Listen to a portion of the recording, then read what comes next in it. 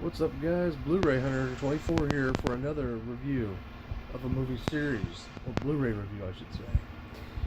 I already did the Friday 13th one earlier today, and now I'm going to do the best horror movie series in my eyes, the Halloween Blu-rays. I have every single one of them, so why don't we get started, shall we? Shall we? Pee Wee Herman reference.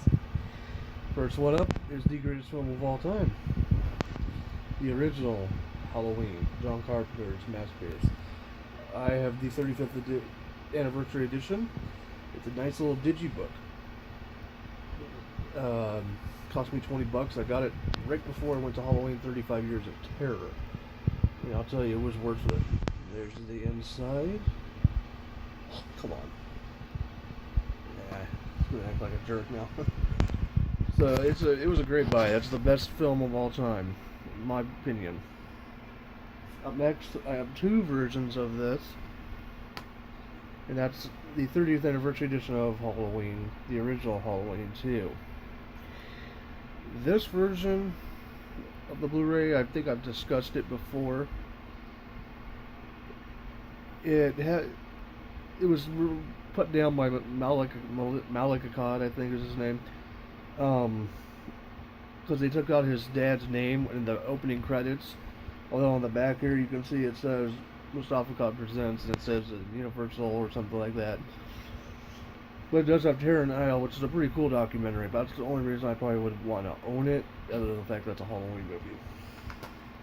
But I got the better version, the Halloween 2 Scream Factory edition.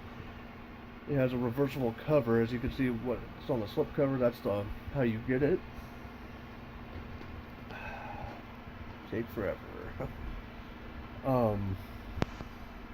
But if you get it, you can reverse the cover and it shows that version, which was like on the VHSs and all that. It's a good edition. Yeah, it's called Collector's Edition, but it was a good film. Probably the second best in the series overall. Definitely worth it in my opinion.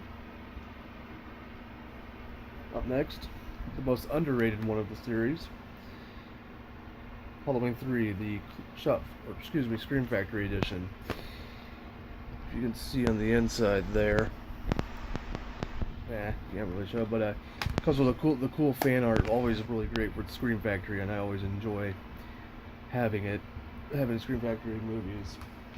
That probably would I'd have to say would be the fifth best in the series. Better than a couple others, but Up next is my opinion of the third best film. I'll reversing it. Halloween 4, Return of Michael Myers. If you could see, got it signed by Dwight Little. Dwight Little at Halloween 35 Years of Terror, and he was a great guy to chat with. I always enjoyed going to those conventions. I'm looking forward to 40 Years of Terror if it comes in a couple of years. I liked it. George Wilbur's my favorite Michael Myers due to the fact that he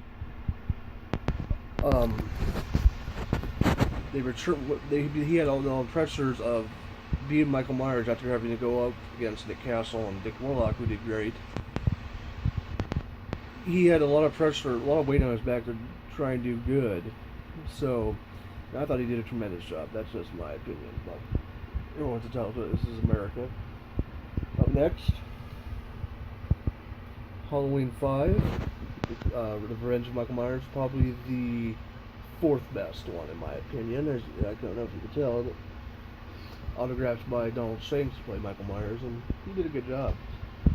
A lot of people bag on this film. It could have been a little better, but it was still a great film, and I enjoy watching it. I enjoyed chatting with Donald Shanks about it. Fun little fact, just in case you people don't know,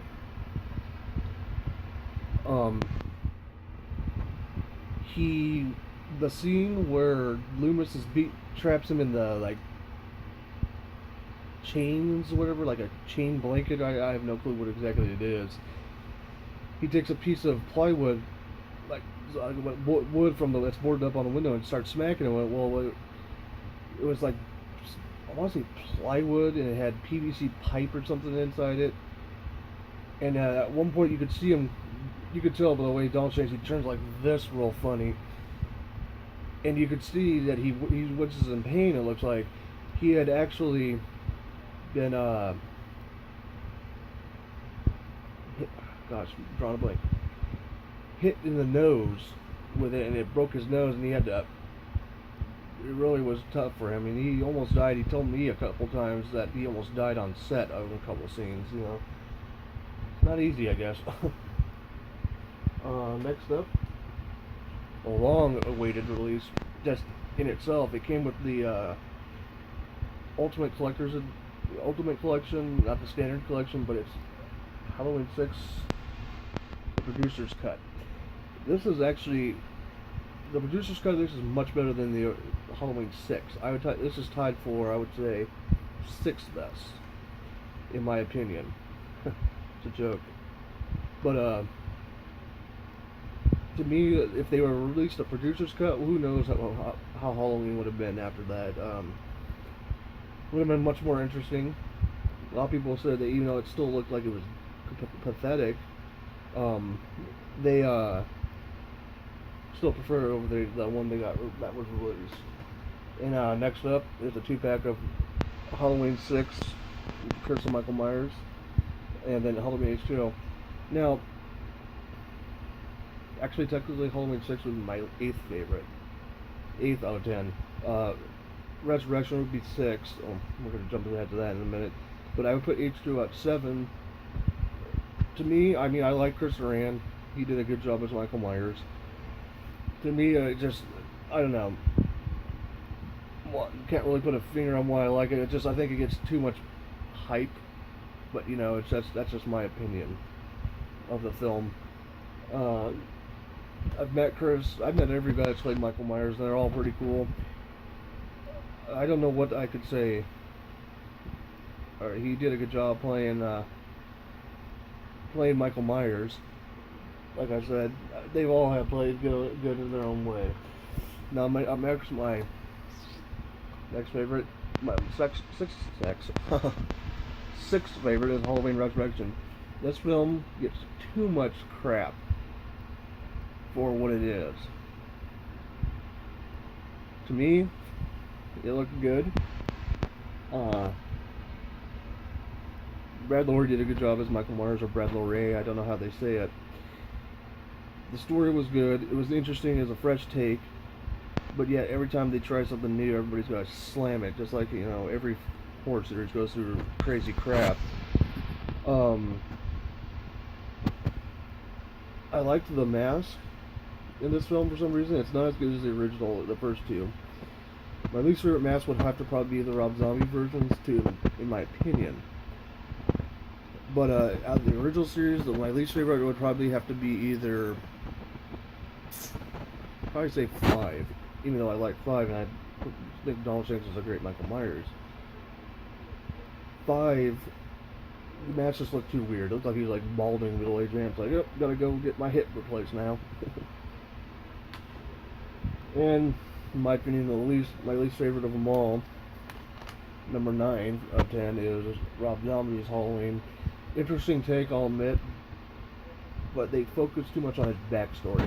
You don't need to explain everything, every little detail. But my opinion, Michael was a little too tall. He was 6'9", I think, between 6'7" and 6'9". That's a little too tall for Michael. He's about 6 foot to like 6'4".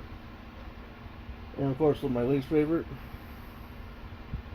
the sequel to it, that film, my God, half the time he had his mask off, he was covered up in a hoodie, beard bigger than mine, and it just made it like he was a hobo, and he was too brutal in his kills. Tyler Mane is a nice guy. He's huge. I'm only 6 foot, but I came up to like his shoulders. I'm like, dear God. And then, of course, there's an alternate ending. I think in this version, they gave him they made Tyler Mane say "die" as an adult Michael Myers. Michael doesn't talk. To me, that's dumb. But that's all the movies I got for Halloween. I'm gonna get the box set, I will. And when I do that, I'll do an unboxing, maybe a review. My last video, I said there's a giveaway. Follow my details on my Twitter to find out. And the last video to enter in that. Like, subscribe, follow me on Twitter. Twitter name Blu-ray Hunter 24. This is Blu-ray Hunter 24. See you guys later.